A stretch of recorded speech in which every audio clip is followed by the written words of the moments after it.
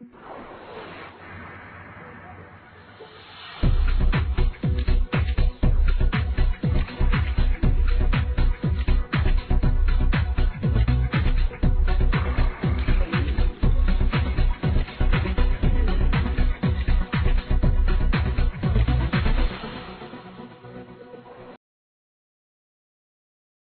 m'appelle Mohsin Bouammar et je suis directeur des ressources humaines de la Banque populaire d'Yel Tanger et Tétouan, qui couvre donc toute la région du Nord pratiquement.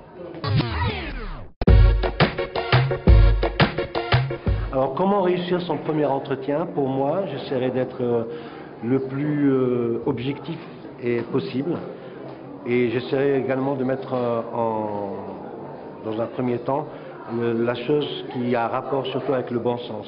Je dirais qu'il faudrait être naturel, il faudrait montrer en fait une capacité de calme, de sang-froid, et il faudrait également être extrêmement attentif et extrêmement acerbe pour bien écouter la question et pour surtout bien y répondre.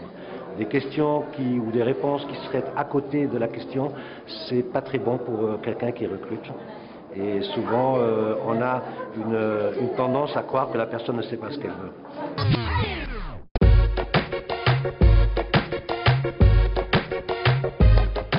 Pour échapper à la peur, je sais qu'il y a différentes méthodes qui sont utilisées. La première méthode, c'est essayer en fait d'adapter une respiration. Donc on respire, on inspire et on expire de façon assez profonde parce que ça permet, paraît-il, les scientifiques le disent, ça permet de détendre les muscles, de détendre à peu près tout le corps. Et quand le corps est détendu, l'esprit l'est aussi. Et à partir du moment où l'esprit est détendu, je pense que la peur s'en va d'elle-même.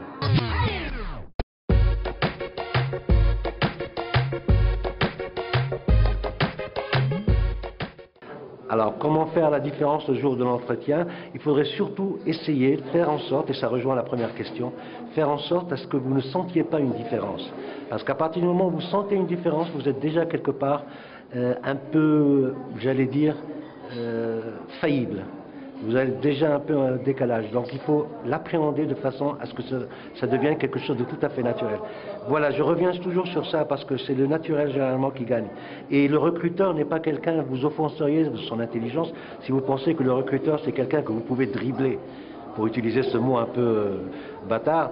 Mais le recruteur sait et sent les choses. J'ai parlé tout à l'heure de ce qu'on appelait la synergologie ou de la programmation neurolinguistique, tout ce qu'on veut.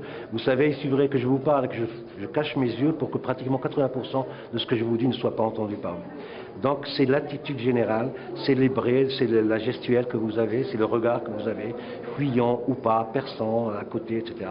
Tout ça, c'est en fait, ce sont une enveloppe de choses qui font que le recruteur voit comment est la personne en face de lui.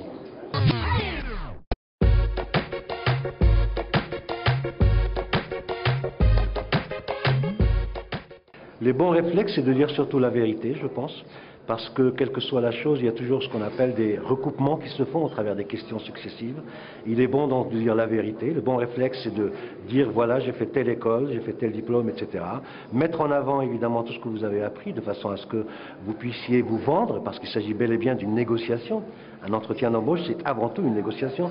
Et une négociation consiste en fait à argumenter, à mettre en avant, à donner du relief à toutes ces choses que vous avez apprises. Et en l'occurrence, je pense que c'est la meilleure méthode. Je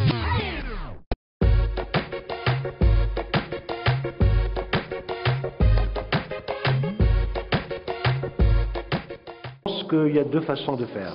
Évidemment, vous avez en face de vous un recruteur. Vous aussi, vous êtes en train de le jauger.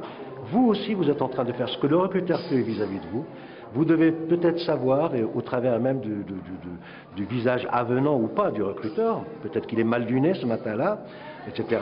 Mais je pense qu'en définitive, la question du salaire doit être posée, mais en fin d'entretien. Pas au début, parce que cela démontrerait, en fait, c'est comme si vous dites à quelqu'un un prix avant de lui avoir montré la marchandise.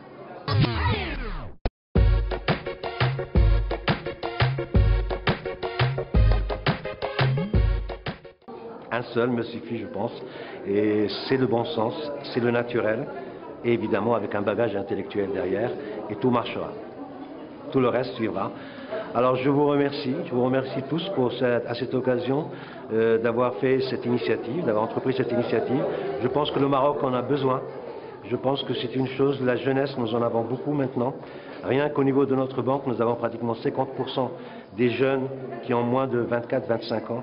Cela prouve en fait que l'avenir est radieux, il le sera, Inch'Allah, je le souhaite du moins, et je vous encourage à continuer et peut-être à multiplier ce genre d'initiatives. Merci infiniment.